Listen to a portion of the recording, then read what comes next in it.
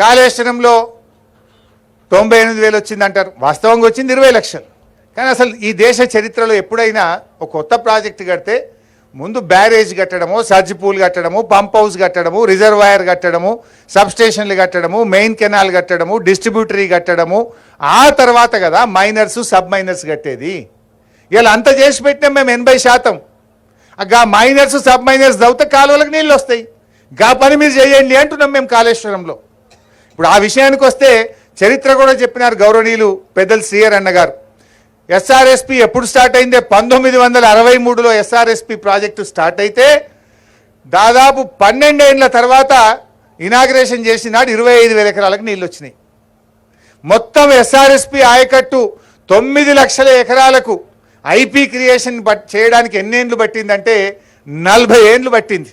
మేము 4 ఏళ్లలో చేసినాం కదా, మీ ముఖానికి 40 ఏళ్ళు పట్టింది. మేము 4 ఏళ్లలో చేసి చూపించినాం, నువ్వు ఆయనతో కాలువలు దవ్వు. అదేవిధంగా నాగార్జున సాగర్ ప్రాజెక్టు, నాగార్జున సాగర్కు 12 ఏళ్ల తర్వాత ఇనాగ్రేషన్ చేస్తే వచ్చింది 98,000 ఎకరాలు వచ్చింది ఎడమ కాలువకు. నాగార్జున సాగర్ పూర్తి ఆయకట్టు రావడానికి 30 ఏళ్ళు పట్టింది కదా మీ హయాంలో. ఇది మీ చరిత్ర కదా. ఎస్ఆర్ఎస్పికి 40 ఏళ్ళు పట్టింది, సాగర్కు 30 ఏళ్ళు పట్టింది. దేవాదుల, ఇదే వరంగల్ జిల్లాలో ఉండే దేవాదుల ప్రాజెక్టు 2000 కోట్లో చంద్రబాబు నాయుడు గారు కొబ్బరికాయ కొడితే 2014లో మీ కాంగ్రెస్ ప్రభుత్వం దిగిపోయే నాటికి 14 ఏళ్లలో మీరు ఇచ్చిన ఆయకట్టు 45,000 ఎకరాలు. ఇది మీ చరిత్ర.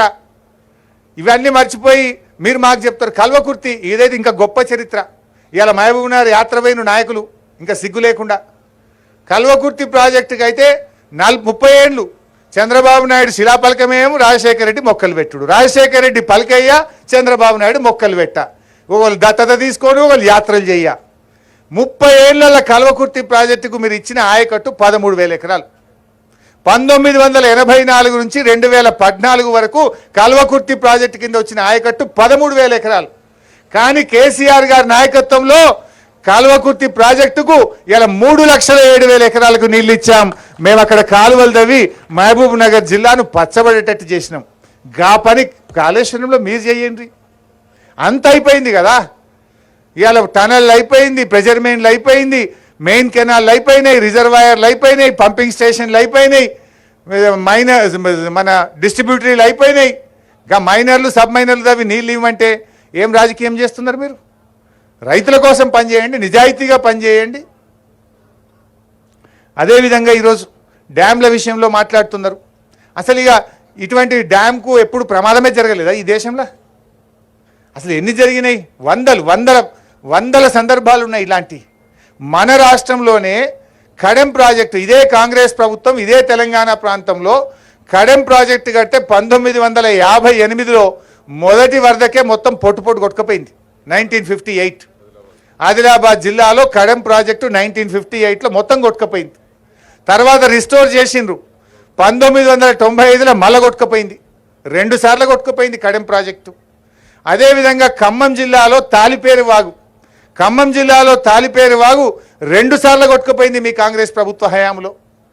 ఇదే వరంగల్ జిల్లాలో పాలెం వాగు జలయజ్ఞంలో కాంగ్రెస్ పార్టీ జలయజ్ఞంలో చేపట్టిన పాలెం వాగు అది సర్ప్రైజింగ్లీ ఒకటే డేటు 2 సార్లు కొట్టుకుపోయింది, వరుసగా 2 సంవత్సరాలు కొట్టుకుపోయింది. అదే తేదీ నాడు పాలెం వాగు కొట్టుకుపోయింది.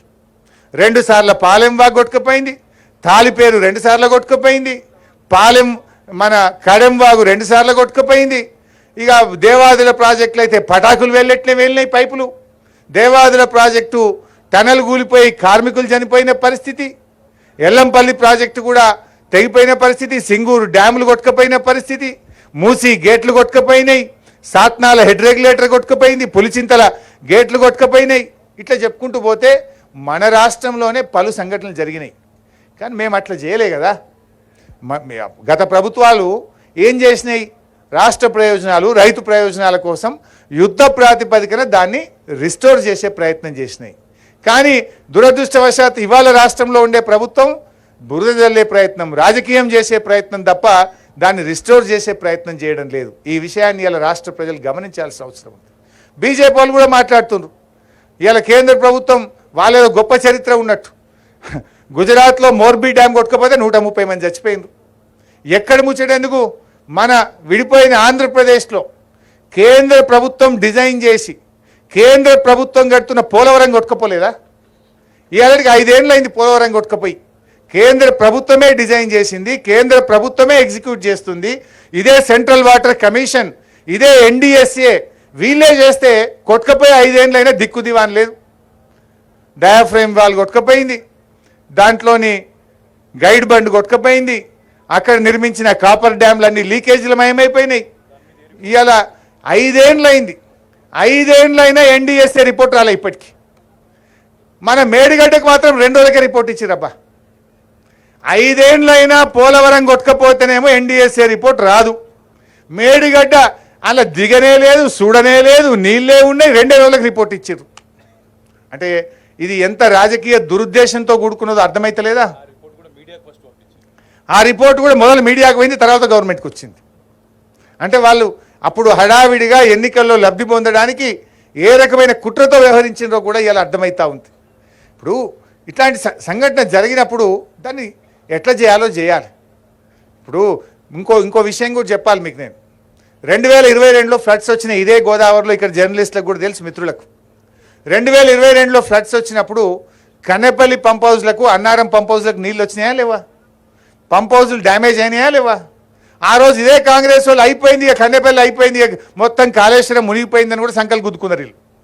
ఆ రోజు మేము చెప్పినాం, ఇది ఏజెన్సీ డబ్బులతోనే, బాండ్ అగ్రిమెంట్ పీరియడ్ ఉన్నది, వాళ్ళను మెడలు వంచి వాళ్ళతోనే చేపిస్తాం, కొద్ది నెలల్లోనే పూర్తి చేస్తాం, మళ్ళీ నీళ్ళు ఇస్తాం రైతులకు అన్నాం.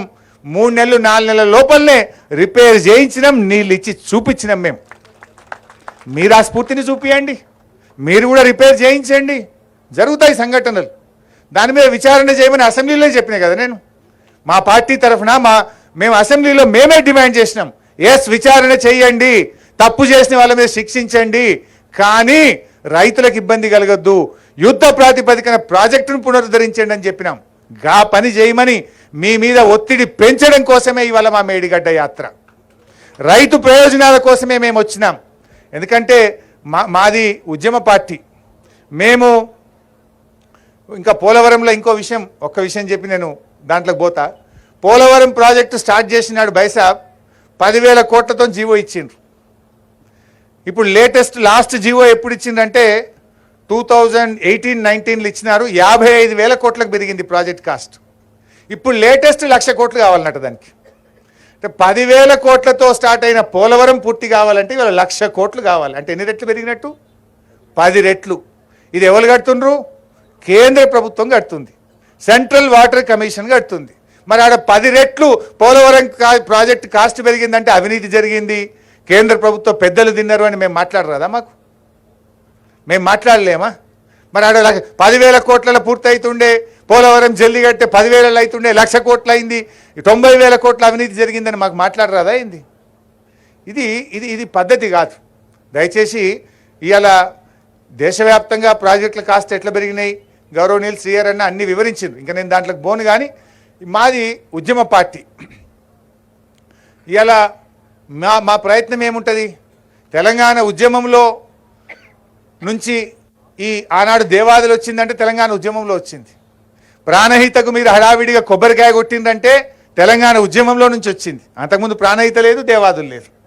బీఆర్ఎస్ పార్టీ పుట్టినాకనే, కేసీఆర్ గారు గులాబీ జెండా పట్టినాకనే దేవాదులు వచ్చింది, ఇవాళ ప్రాణహిత వచ్చింది. ఈ ప్రాణహితనే కాళేశ్వరం ఈరోజు. ఎందుకంటే ఇది ఉద్యమాల్లో నుంచి వచ్చింది. ఇవాళ రేవంత్ రెడ్డి గారికి ఏంటంటే ఈనాడు ఆయన ఉద్యమాల్లో ఉద్యమ ప్రయోజనాలకు విరుద్ధంగా పనిచేసిండు. ఇప్పుడు ముఖ్యమంత్రిగానైనా కనీసం తెలంగాణ ప్రయోజనాలు కాపాడండి అనేదే మా విజ్ఞప్తి. ఎందుకంటే ఉద్యమంలో మీకు ద్రోహం చేసిన చరిత్ర ఉంది. కనీసం ఒక రాష్ట్ర ముఖ్యమంత్రిగానైనా ఈ రాష్ట్ర ప్రయోజనాలకు ద్రోహం చేయొద్దు, చరిత్రహీనులుగా మిగిలొద్దని మేము ఆయనకు చెప్పదలుచుకున్నాం. ఇవాళ మేము చేసే అప్పీల్ ఒకటే, మా మీద ఎన్ని కేసులైనా పెట్టండి, మమ్మల్ని ఎంతైనా హింసించండి, మమ్మల్ని ఏ రకంగా రాజకీయంగా దూషించినా మేము పడతాం. రైతుల కోసం, ఈ రాష్ట్ర ప్రయోజనాల కోసం ఎన్ని తిట్లు తిట్టినా మేము పడడానికి సిద్ధంగా ఉన్నాం. కానీ రైతు ప్రయోజనాలు దెబ్బతీస్తే మాత్రం చూస్తూ ఊరుకోమని ఈ ప్రభుత్వాన్ని మేము హెచ్చరిస్తూ ఉన్నాం. ఎందుకంటే ఇది ఏదో బీఆర్ఎస్ పార్టీ కాంగ్రెస్ పార్టీ సమస్య కాదు, ఇదేదో పార్లమెంటు సీట్ల పంచాయతో ఓట్ల పంచాయతో కాదు. ఎందుకంటే ఇది తెలంగాణ రైతుల బతుకుదెరువు సమస్య, లక్షలాది రైతుల కుటుంబాల జీవితాలతో ముడిపడి ఉన్న సమస్య. ఇది తెలంగాణ సాగునీటి తాగునీటి సమస్య. ఇది తెలంగాణ భవిష్యత్తుకు సంబంధించినటువంటిది కనుక దయచేసి ఈ ప్రాజెక్టు విషయంలో రాజకీయాలకు అతీతంగా వెంటనే పునరుద్ధరణ చర్యలు చేపట్టాలని చెప్పి ఈ ప్రభుత్వాన్ని డిమాండ్ చేస్తున్నాం. వర్షాకాలం వచ్చి వరదలు పెరగక ముందే మేడిగడ్డ ప్రాజెక్టు పునరుద్ధరణ చర్యలు ప్రారంభించి దాన్ని సేఫ్ స్టేజ్లో నిలబెట్టాలని చెప్పి కూడా ఈ ప్రభుత్వాన్ని డిమాండ్ చేస్తూ ఉన్నాం. సో ఈ రాష్ట్ర ప్రజలకు కూడా మేము చేసే విజ్ఞప్తి, కేసీఆర్ గారు బీఆర్ఎస్ పార్టీ పుట్టిందే తెలంగాణ కోసం, తెలంగాణ ప్రయోజనాల కోసం. ఏనాడైనా కేసీఆర్ ఆయన తన ప్రాణాన్నే ఫనంగా పెట్టడానికి సిద్ధపడ్డ వ్యక్తి. ఆయన గడ్డిపోచల్లాగా పదవులను తెలంగాణ కోసం వదులుకున్న నాయకుడు కేసీఆర్. పదవులను వదులుకున్నాడు, ప్రాణాన్ని వదులుకోవడానికి సిద్ధపడ్డాడు తప్ప తెలంగాణ రాష్ట్ర ప్రయోజనాలకు దెబ్బ తగిలితే ఊరుకునే నాయకుడు కాదు కేసీఆర్. కేసీఆర్ దేంట్లోనైనా కాంప్రమైజ్ అవుతాడు కానీ తెలంగాణ ప్రయోజనాల విషయంలో, తెలంగాణ హక్కుల విషయంలో, తెలంగాణ రైతుల విషయంలో ఏ రోజు కూడా కేసీఆర్ గారు కాంప్రమైజ్ కారు. ఇలా కాళేశ్వరం కూడా ఆయన ఒక ఉద్యమ స్ఫూర్తితో కట్టించాడు. ఈ దేశంలో ఆనాటి సిడబ్ల్యూసి చైర్మన్ మసూద్ హుసేన్ గారు విజిట్ చేసి ఇది అద్భుతంగా చేస్తున్నారని సెంట్రల్ వాటర్ కమిషన్ ఇంజనీర్లే మెచ్చుకున్నారు. ఈ పనితీరును ఆ రోజు మెచ్చుకున్నారు. మీరేందంటే ఎట్లా ఏడ కోడిగుడ్డు మీద ఈకలు బీకాలి, ఎట్లా ఈ ప్రభుత్వం మీద బురద జల్లాలి, ఎక్కడైనా ఈకలు తోకలు దొరకబట్టాలనే ప్రయత్నం చేస్తున్నారు. అది కాదు మీరు చేయాల్సింది. ఎట్లా రైతులకు నీళ్ళు ఇవ్వాలి, ఎంత తొందరగా దీన్ని పునరుద్ధరించాలి, ఎట్లా ఈ రాష్ట్ర ప్రయోజనాలు కాపాడాలి. 90% పనులు కాళేశ్వరంలో పూర్తయినాయి కదా, గాయంతో 10% పిల్ల కాలువలు పంట కాలువలు తవ్వి మనం అనుకున్న 18.5 లక్షల కొత్త ఆయకట్టు ఎట్లా సాధించుకుందాం, స్థిరీకరణ కలిపి మొత్తం 40 లక్షల ఎకరాలు కాళేశ్వరం కింద నీళ్ళు ఎట్లా బారిద్దామనేటువంటి ప్రయత్నం చేయాలని ఈ ప్రభుత్వానికి విజ్ఞప్తి చేస్తూ ఇప్పటికైనా మీరు కనీసం సోయి తెచ్చుకొని, ఇలా అధికారం ఎవరికి శాశ్వతం కాదు, పదవులు ఎవరికి శాశ్వతం కాదు, మీరు చేసిన మంచి పనులు శాశ్వతంగా ఉంటాయి. నిజాయితీగా పరిపాలించండి, ప్రజల కోసం ఆలోచించండి, రైతు ప్రయోజనాలు కాపాడండి. అంతే తప్ప మీరు పొద్దస్తమానం రాజకీయాలే, వీడియోలు పంపుడు, లీకులు కొట్టుడు, ఇది తప్ప 3 నెలల పునరుద్ధరణ మీద మీరు వేసిన ఒక్క అడుగు ఉందా చెప్పండి. ఎన్డీఎస్ఏకి రాసినాం, ఎన్డీఎస్ఏ దగ్గర పోయి మాట్లాడరాదా? ఒక ప్రత్యేకంగా ఒక సెక్రటరీని ఢిల్లీలో కూర్చోబెట్టి వాళ్ళని తొందరగా పిలిపించి మాకు వర్షాకాలం వస్తే మళ్ళీ ఫ్లడ్స్ వస్తాయి, మీరు తొందరగా రండి, సూచనలు ఇవ్వండి, ఏం చేయాలో చెప్పండి అని ముందుకు తీసుకుపోయే ప్రయత్నం చేయరా మీరు? అవన్నీ మర్చిపోయి ఎంతసేపు పేపర్ల లీకులు ఇచ్చుడు, టీవీలలో లీకులు ఇచ్చుడు, అసెంబ్లీల లీకులు ఇచ్చుడు, ఇవి వీడియోలు చూపించుకుంటా ఈ తమాషాలు ఆపండి. రాష్ట్రం కోసం ఒక బాధ్యతాయుతమైన ప్రభుత్వంగా మీరు రాష్ట్ర ప్రయోజనాల కోసం పనిచేయాలి, యుద్ధ ప్రాతిపదికన ప్రాజెక్టును పునరుద్ధరించాలని చెప్పి డిమాండ్ చేస్తున్నాం. వచ్చే వానకాలంలో యథావిధిగా కాళేశ్వరం పనులు జరిగే విధంగా, నీళ్లు అందే విధంగా అన్ని చర్యలు కూడా తీసుకోవాలని చెప్పి ఈ ప్రభుత్వాన్ని డిమాండ్ చేస్తున్నాం. Thank you. హరీష్ రావు గారికి ధన్యవాదాలు. ఒకసారి గట్టిగా చప్పట్లతో.